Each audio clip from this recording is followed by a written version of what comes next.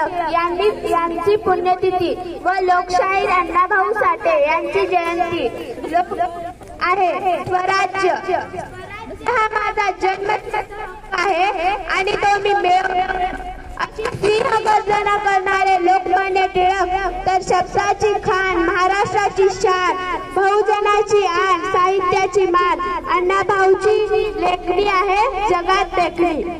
आजच्या कार्यक्रमाचे अध्यक्षस्थान आदरणीय चव्हाण सर यांनी स्वीकारावं अशी मी त्यांना विनंती करते। आत्ताच माझ्या मैत्रिणीची अध्यक्षीय सूचना मांडली त्यास मी पूर्ण अनुमोदन देते।